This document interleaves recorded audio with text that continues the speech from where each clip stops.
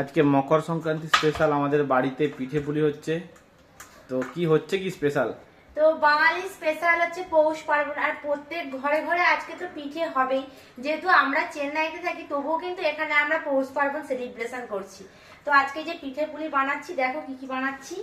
এই যে এখানে চালের গুঁড়ো মাখানা হয়ে গেছে, আর এই যে এখানে মটর দিয়ে আলু দিয়ে বাঁধাকপির তরকারি হয়েছে, মানে বাঁধাকপি পিঠে বানাবো।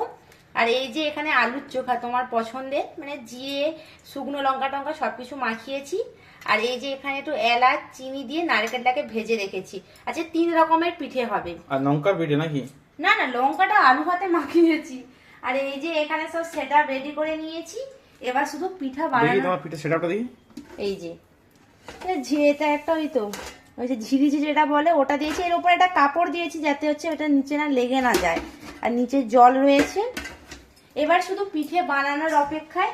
তো আজকে কার কার বাড়ি, সবাইদের বাড়িতে তো পিঠে হচ্ছে, কিন্তু কি কি পিঠে হচ্ছে অবশ্যই কিন্তু আমাকে কমেন্টে জানিও। আর ঝটপট করে এখন পিঠেটা বানিয়ে নিই, তারপর তোমাদের সাথে দেখা হচ্ছে।